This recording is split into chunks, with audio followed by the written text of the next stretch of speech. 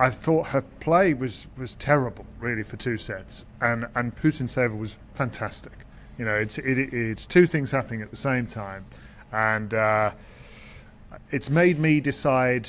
I think if I went back, I've predicted Iga Swiatek to win the title here this year and the previous 2. I will not be doing that again next year. I don't care what she could win all the other 3 Grand Slams before then. I will not be predicting that she's going to win Wimbledon until she actually proves she can play on this stuff. David's taking it personally. He does make the same mistake twice, folks, but not 3 times. That's No, what we're I've learning made it about 3 David times. Law. Now I'm not going to make it 4 times. But I mean, I think what she does.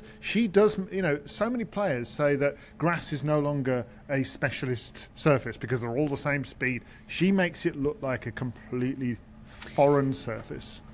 Look, there's a lot of people in the chat here, and hello to everybody that is with us live, saying she's young, she's got time. Absolutely, I agree. It's just she's not saying that. She's not saying I'm desperate to figure this out. Just give me a bit of time.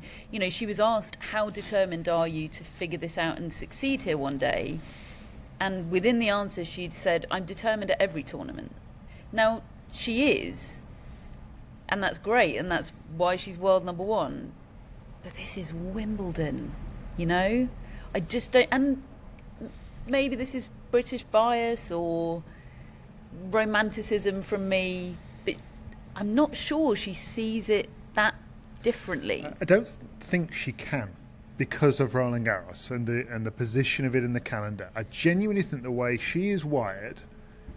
She actually said, one quote in the press conference was, if Wimbledon was in 2 months' time, I'd be really motivated. So do you think never then? Because the calendar ain't changing. Well, I think if she's going for career slam, then that would change the equation. I think if she gets an Australian Open... Wimbledon, come back to me when I've got an Australian Open. Maybe. And look, I think the Olympics is another complicating factor this year. You know, and that's going to be a big goal. It's at Roland Garros. She's the big favourite there.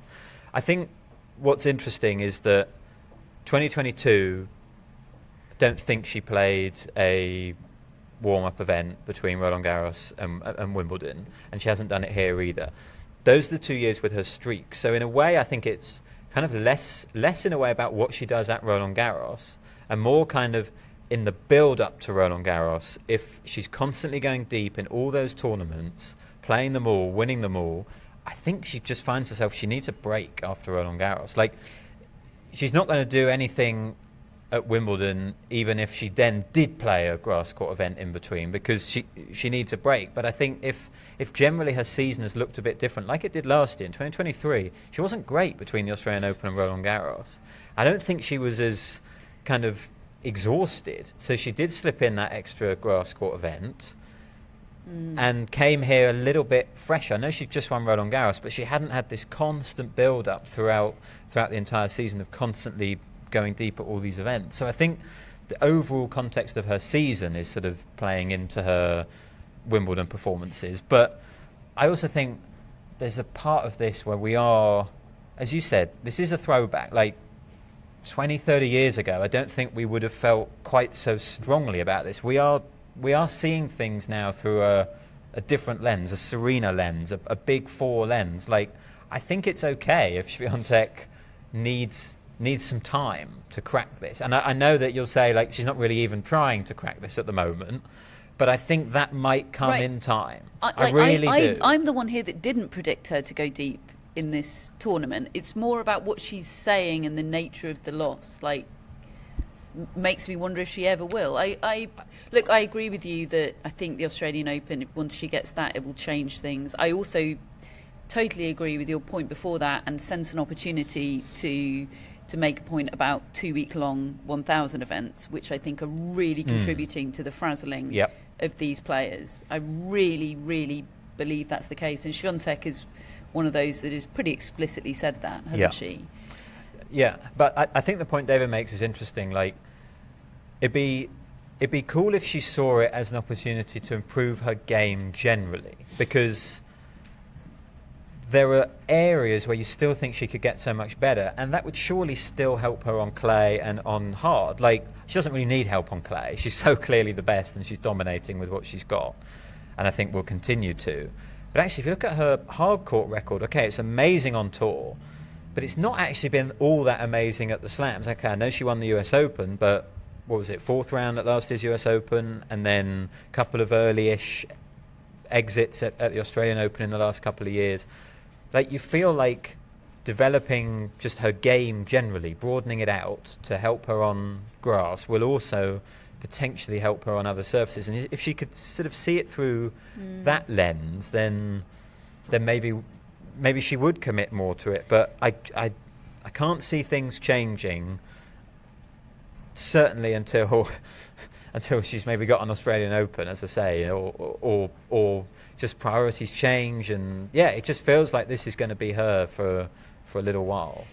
Just finally on Swiatek, because there is so much to cover. That line she gave Charlie, and he did push her on this to try and get her to elaborate and give some more detail. The line about, she said, my tank of really pushing myself to the limit suddenly felt empty. She said, I know what I did wrong after Roland Garros. I didn't rest properly. I won't make that mistake again. And then when he pressed her, she said that it was off-court stuff that drained her after Roland Garros. And I do think that off-court stuff, sponsor stuff, endorsements, commercial stuff, drains Iga Swiatek more than it would drain a lot of other top players.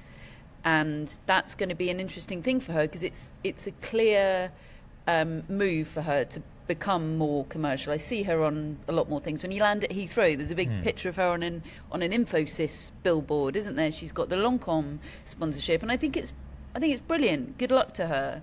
But it was interesting, when the line she gave about being asked who her dream dinner party guest would be, and she said Maria Sharapova, because she'd like to quiz her on sort of how she's excelled at and juggled the commercial side of things. Like, I do think that's going to be a big battle for Iga Swiatek.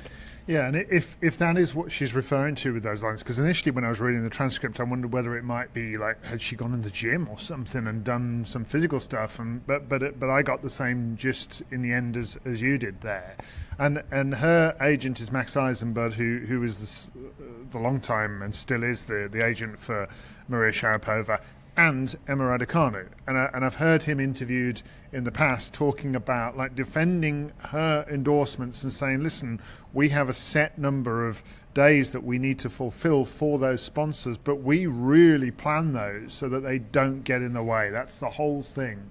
And I'm sure that, and listen, they all need their time if they're going to have an arrangement with her, but picking and choosing when that is maybe something she'll be able to just adjust a little.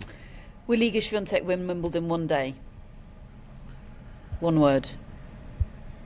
Yes. Yeah.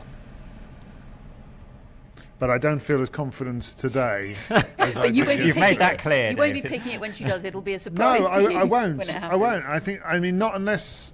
I mean, like, for instance, next year she might get to the final or get to the semis and feel like she's made a massive sort of move upwards. At the moment, that just felt like going back in time 2 years ago. It still feels to me like it's up to her whether she wins. Like, I don't think she's incapable. I would Agreed. say. Like, I think it will rest on her. If she decides that she does want to prioritize it and commit to it, I think she's clearly a good enough talent and enough of a world-class player that she can play on grass. But that's no guarantee, I suppose. But yeah, for now, I would still say yes. Yeah, I think so too. But it definitely doesn't feel like a given. Oh no.